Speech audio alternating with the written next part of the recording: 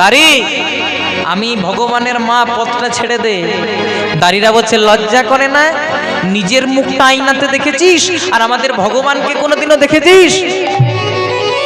ভগবান রাজভোগ খায়, সুঠাম দেহ, ললাটে চন্দ্র। তুই কিনা ভগবানের মা, তুই কাঙালিনী, ভিখারিনী। মা বুঝতে পেরে গেল ওই যে অহংকার করেছিলাম আজ তার পরিণাম। এবার যেই না জোর করে প্রবেশ করতে গেল, দাঁড়িয়ে শুরু করে দিল বেত্রাঘাত। এমন বেত্রাঘাত করলো, এমন বেত্রাঘাত করলো যে মারতে মারতে দ্বারকার মাটি শুধু রক্তে ভিজে কাদা হয়ে গেল। মা গো মা,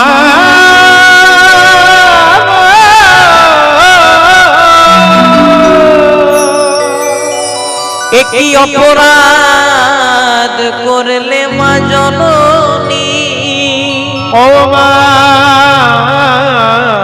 জননী, কতদিন তোমার হাসি মাখা বদন দেখি না, আমি দেখি না। গোপাল বলে ডাকো মা গো। ভগবান ও গো মায়া মা,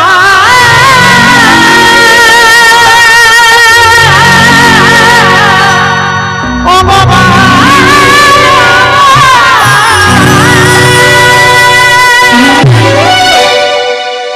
ভগবান যজ্ঞ করছিলেন, দাদাকে বললেন দাদা আর যজ্ঞ হলো না।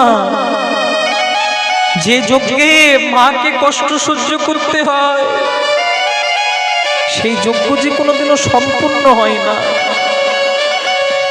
যে সন্তানের জন্য মায়ের চোখ দিয়ে জল পড়ে, যে সন্তানের জন্য পিতা মাতার মন কাঁদে, প্রাণ কাঁদে, সে সন্তানের টাকা পয়সা হয়, ধন দৌলত হয়, জমি সম্পত্তি হয়, কিন্তু শান্তি কোনোদিনও হয় না। এই হরিবাসরে বসে কেউ বুকে হাত দিয়ে বলতে পারবেন না যে মা বাবাকে কাঁদিয়ে আমি সুখে আছি। ভগবান বলল, গো কলির জ্ঞানার্ধ জীব, তোমরা যদি বাবা মায়ের চরণে প্রণাম করতে ভুলে যাও, আমার কৃপা কোনোদিনও পাবে না। মা তোমায় বড় মেরেছে, বলো তোমায় খুব মেরেছে জানো মা।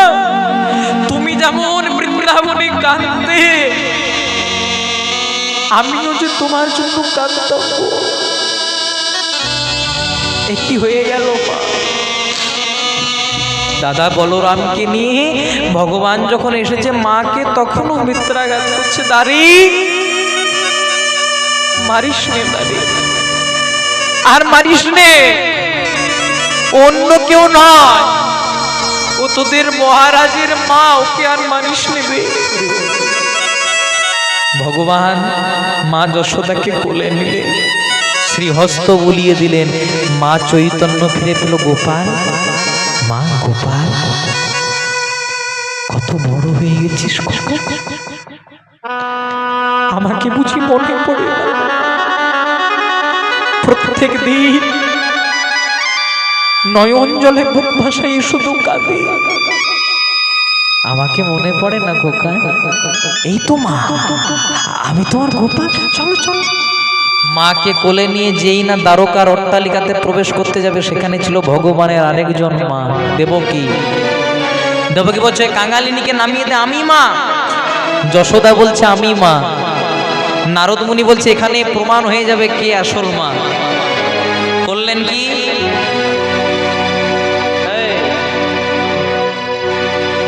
এইরকম পর্দা বাবা একটা নয়, 100 খানা পর্দা টানা হলো। পর্দার এক পাশে থাকবে ভগবান কৃষ্ণ, এক পাশে থাকবে দেবকী, এক পাশে থাকবে যশোদা। যার স্তনদুগ্ধ 100 পর্দা ভেদ করে গোপালের বদনে গিয়ে পড়বে, সে হবে ভগবানের প্রকৃত মা। এবার প্রথম পরীক্ষা দিচ্ছে কে? দৈবকী। সে ভগবানকে কৃষ্ণ বলে ডাকতো, বলে কৃষ্ণ খাও খাও বলে।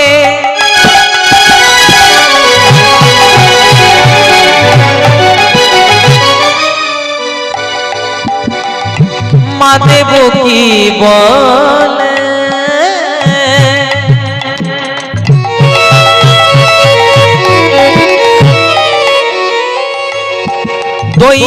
কি স্তন দুগ্ধ এক এক পর্দাও ভেদ নাহি করে গোপাল খাও বলে দেবকীর স্তনক্ষীর 101 পর্দা 100 পর্দা তো দূরের কথা বাবা, এক পর্দাও ভেদ করল না। ভগবান বললেন, মা সংসারে যে যেমন কর্ম করে তাকে যে তেমনই ফল ভোগ করতে হয়।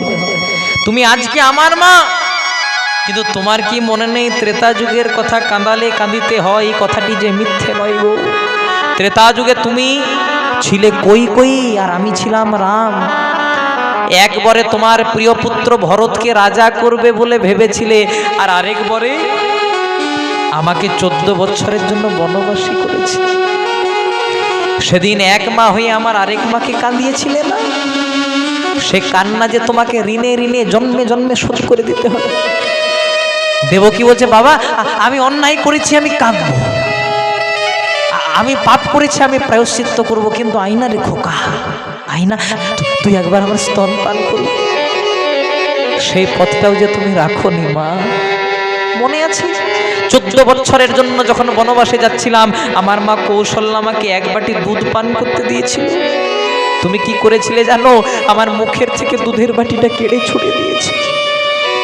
সেদিনেই আমি তোমাকে বলেছিলাম, মা কৌশল্যার গর্ভে জন্মগ্রহণ করেও তোমাকে বেশি ভালোবাসতাম, কিন্তু যখন তোমাকে কথা দিয়েই রেখেছি আগত দাপর যুগে তোমার গর্ভেই জন্মগ্রহণ করব,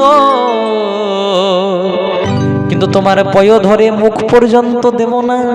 আর তোমার পয় ধরে যদি বাধা পড়ে যায়, তোমার পয় ধরে যদি বাধা পড়ে যায়, আমার প্রেমময়ী যশোদা দাঁড়ায় আছে। ও যে আর অন্য কেউ নয়, ও হলো পূর্বে দ্রোণের স্ত্রী ধরাসতী।